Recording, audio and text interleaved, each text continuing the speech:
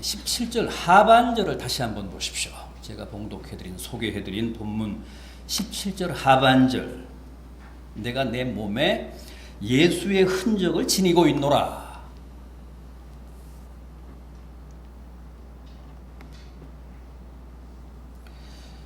여기 바울이 자기 몸에 지니고 있다는, 자기 몸에 가지고 있다는 그 예수의 흔적이라는 말, 헬라어로 원어로는 스티그마입니다. 스티그마. 스티그마라는 말은 쇠인장을 불에 달구어서 말이나 소 엉덩이에 찍던 화인을 말합니다. 영어에 스티커라는 말이죠. 스티커. 스티그마에서 온 말입니다. 그러면 아마 조금 이해에 도움이 되실 것 같습니다. 고대 히랍이나 로마 문화권에서는 짐승들 뿐만 아니라 노예들, 무슨 전쟁 포로들, 또 신전에 물건을 훔치는 파렴치범들의 이마나 어깨에 이 스티그마를 찍었습니다. 화인을 찍어서 그야말로 평생 지워지지 않게 했습니다. 17세기 미국에서는 그 청교도적인 그런 도덕률이 아주 강하던 때,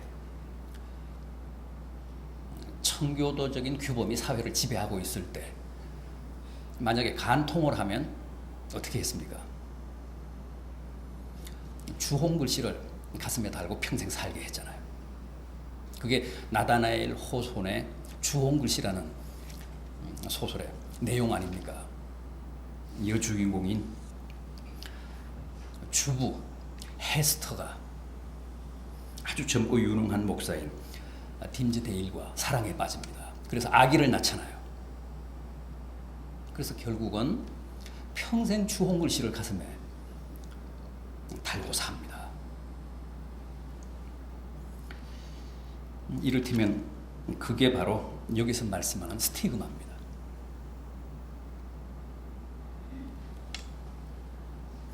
그렇다면 바울이 고백한 예수의 흔적, 예수의 스티그마는 구체적으로 뭘 말하는 걸까요?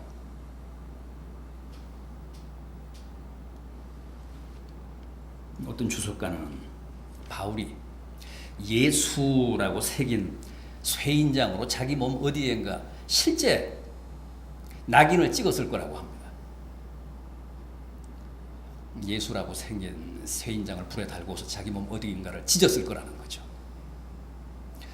아닌 게 아니라 중세 그 수도사들은 이 본문을 그렇게 해석을 해서 정말 그랬습니다.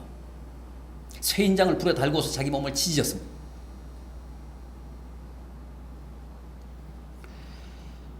요즘도 신문에 가끔 보면 스티그마 현상이라는 말 있죠. 그런 말이 가끔씩 신문지상에는 등장을 합니다. 뭐 스티그마 현상이나 스티그마 효과라는 말. 한번 낙인이 찍히면 끝까지 거기서 벗어나지 못하는 현상을 우리가 스티그마 효과 혹은 뭐 스티그마 현상이라고 합니다. 그렇지 않습니까? 한번 전과가 기록이 되면 아무리 개과천선해도 사람들이 안 믿어주잖아요. 그 사람은 평생 전과자로 사는 겁니다. 주홍글씨를 가슴에 달고 사는 겁니다.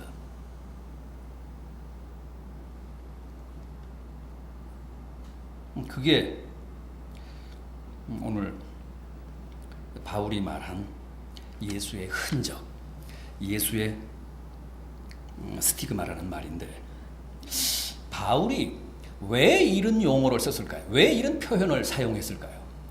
이 스티그마, 예수의 스티그마라는 말을 통해서 우리에게 전달하려고 했던 메시지가 뭘까요? 그 점을 다시 한번 생각해 보겠습니다. 우선 스티그마라는 말은 1차적으로 소유를 뜻하는 낙인이었습니다. 소나 말 같은 짐승이 누구의 것인가를 분명하게 하기 위해서 그 엉덩이에 스티그마를 찍었던 겁니다. 그랬던 만큼 바울이 여기서 내 몸에 예수의 흔적을 가졌다고 한 것도 나야말로 확실한 예수님의 소유라는 고백입니다. 내 몸에 예수의 스티그마, 예수의 흔적, 예수의 낙인을 가졌기 때문에 나는 누가 뭐라고 해도 예수 그리스도의 소유다. 예수 그리스도의 것이다.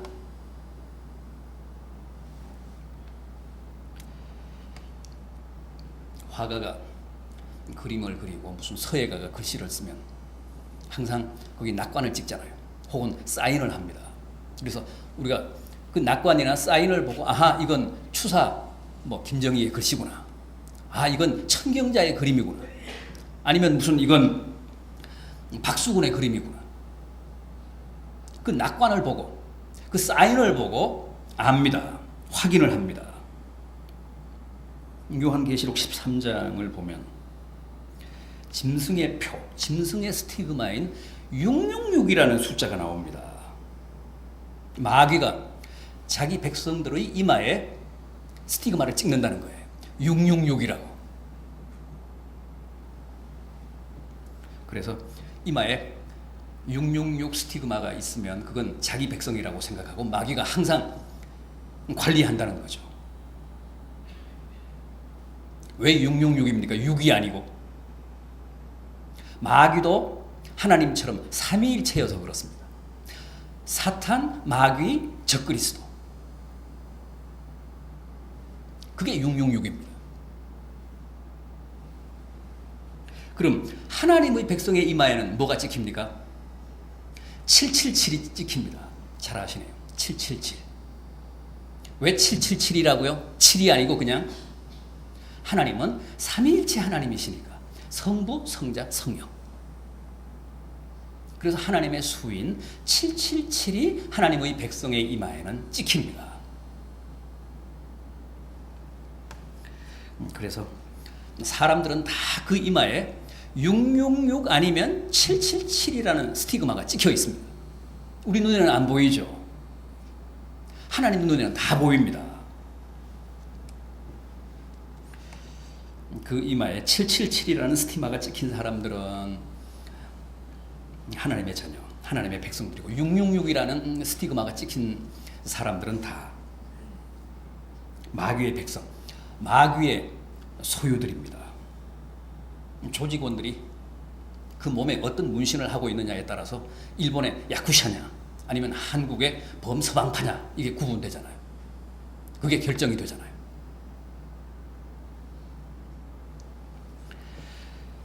스티그마는 그게 곧 누구의 소유냐, 어디에 속했느냐를 결정합니다. 따라서 바울이 내가 내 몸에 예수의 흔적을 가졌다고 한 것은 내가 내 이마에 777이라는 사인, 777이라는 스티그마를 가졌다. 그러므로 나야말로 주님의 것이고 하나님께 속한 백성이다. 그렇게 고백한 것입니다. 그런데 중요한 것은 바울뿐 아니라 우리의 이마에도 다 777이라는 하나님의 스티그마가 찍혔다는 겁니다. 우리 눈에는 안 보입니다.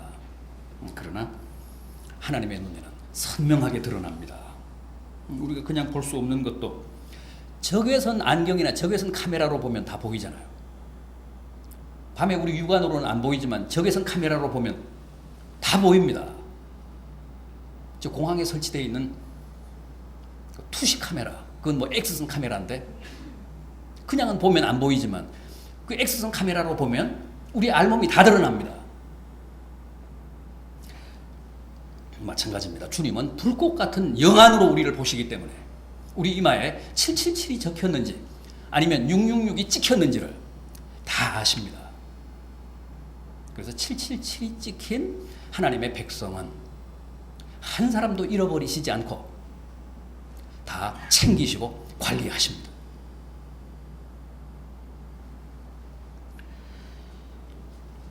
부디 그 사실을 확신하시면서 바울처럼 담대하게 내가 내 이마에 하나님의 스티그마, 주님의 흔적을 가졌다고 고백하시면서 깊이 감사하시는 성도들 되시기를 부탁드려 마지 않습니다.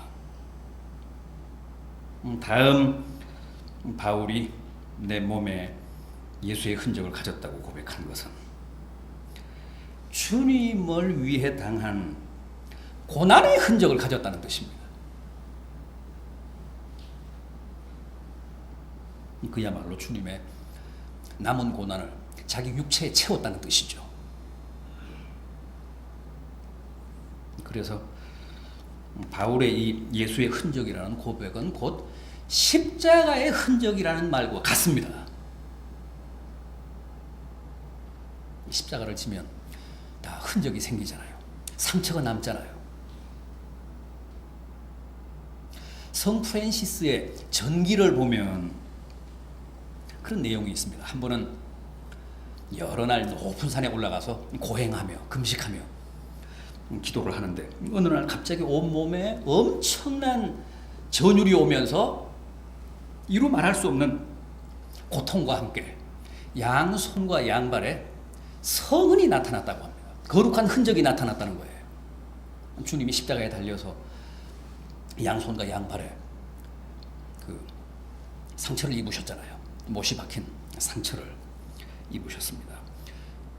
그 고난의 체험을 했다는 겁니다. 그걸 소위 이제 성은이라고 합니다. 거룩한 흔적. 프란시스는 그 거룩한 고난의 흔적을 체험한 이후에 더 깊이 주님의 십자가를 이해하게 됐다고 했습니다.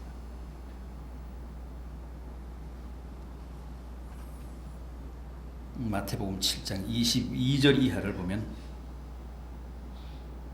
우리가 잘 아는 주님의 최후 심판에 관한 말씀이 나옵니다. 그날에 많은 사람들이 나더러 이르되 주여 주여 우리가 주의 이름으로 선지자 노릇하며 주의 이름으로 귀신을 쫓아내며 주의 이름으로 많은 권능을 행하지 아니하였나이까 하리니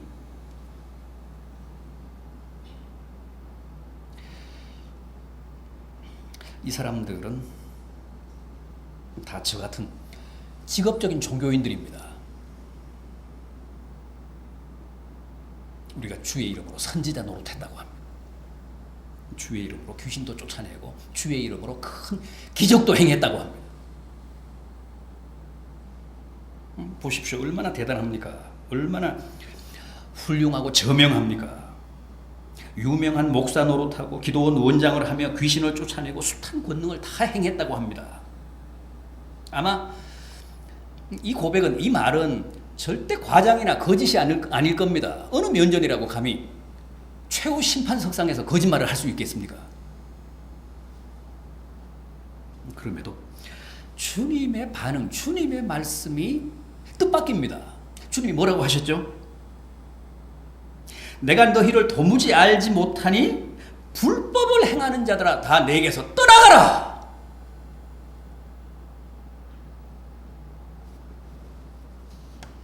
아니 이게 무슨 말씀입니까? 주의 이름으로 큰 교회에서 유명한 목사 노릇하고 수천 수만이 모이는 기도원에서 주의 이름으로 병 고치고 귀신을 쫓아내고 놀라운 기적을 행했다는데 주님이 내가 너희를 모른다고 하십니다. 이 불법을 행하는 자들아 내게서 떠나가라고 하십니다.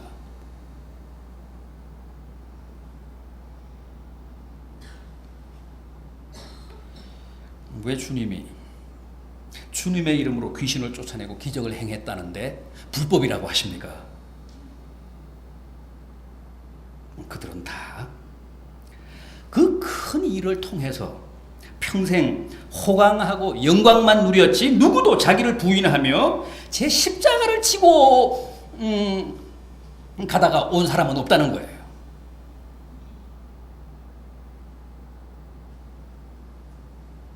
그들의 몸에는 어디에도 주님의 흔적이 없었다는 겁니다.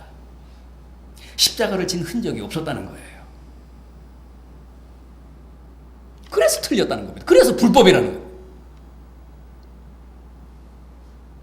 여러분, 자기 몸에 십자가의 흔적, 고난의 스티그마가 없으면 다 그건 가짜입니다. 그건 불법입니다.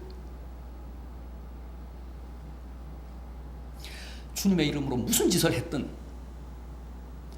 예수의 흔적이 없으면 다 불법입니다.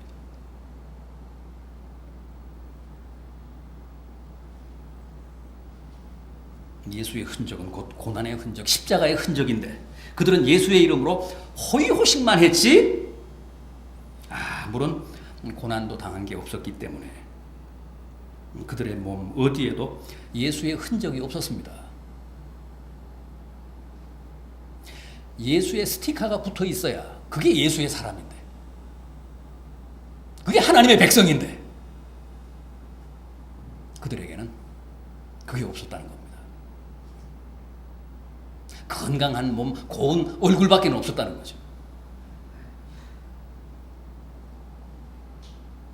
반면에 바울을 한번 생각해 보십시오. 바울은 참 고난을 많이 당했습니다. 고린도후서 11장에 나오는 그의 고백을 들어보면 수도 없이 매 맞았고 감옥에 갇혔고 돌에 맞아 기절하기도 했고 항해하다가 여러 차례 파선을 당하기도 했고 강도에게 동족에게 이방인들에게 온갖 박해와 핍박을 다 당했습니다.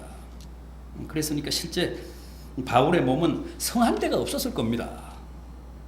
아마 사방에 깊은 상처와 흉터가 남았을 거예요. 그런데 그게 바로 진정한 예수의 흔적이고 십자가의 흔적이라는 겁니다. 여러분, 주님을 위해 당하는 이런 고난의 흔적이 있어야 주님께 속한 사람입니다.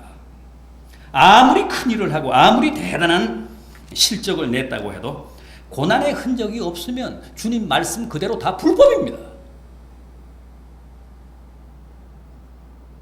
괜히 마지막 심판 때 왜 나를 모른다고 하느냐며, 왜 나를 떠나가라고 하느냐며 주님께 대들지 마시고 늘 자신의 몸에 십자가의 흔적, 고난의 흔적을 지니고 사시기 바랍니다. 스필버그 감독의 출세작인 조스, 저는 참 감명 깊게 봤습니다. 계속 사람을 해치는 식인 상어를 잡기 위해서 해안경비대장, 그 다음 상어잡이 전문 선장, 그리고 해양학자가 함께 배를 타고 큰 바다로 나갑니다. 상어를 찾아다니며 몇 날 며칠 지루한 항해를 계속하면서 무료하니까 이제 술을 마시면서 서로 자기의 그 상어잡이 무용담을 이제 과시하고 자랑합니다. 그러다가 이제 상어에게 물린, 상어에게 입은 상처를 드러내면서 이제 서로 자랑하는데, 해안경비대장은 지금까지 못해서 근무를 했기 때문에 실전 경험이 없습니다. 상어와 직접 맞닥뜨린 적이 없습니다. 그래서 아무런 상처가 없었던 겁니다. 그래서 그 해양경비대장은 내서 자랑할 상처가 없어서 아주 당황스러워하고 쩔쩔매던 그런 장면이 기억이 납니다. 저는 훗날 우리가 주님 앞에 갔을 때도 꼭 그와 같은 상황이 벌어질 거라고 확신합니다.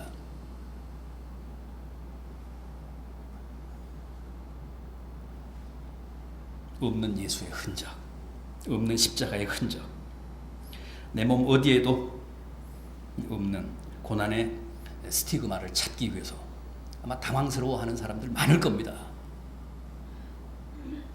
그때는 그게 훈장인데, 주님께 자랑할 것은 그것밖에 없는데, 그게 없는 사람들은 얼마나 당혹스러울까요?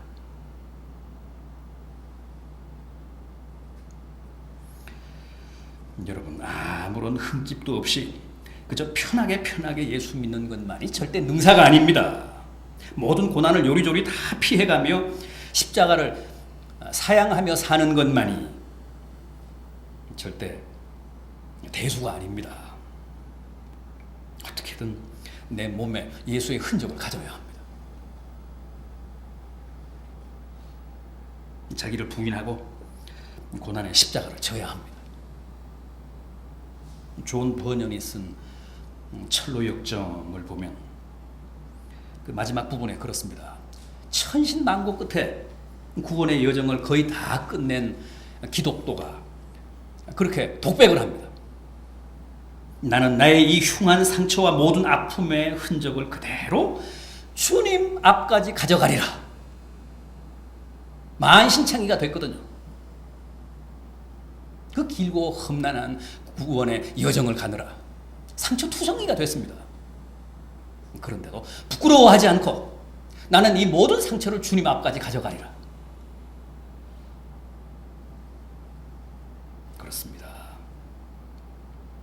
우리도 반드시 그래야 합니다. 그때는 정말 우리 몸에 남아있는 스티그마가 우리가 주님께 내보일 수 있는 유일한 자랑거리, 훈장이 됩니다. 보십시오. 제 십자가로 충실히 지고 주님의 뒤를 쫓느라 이렇게 제가 상처투성이가 됐습니다.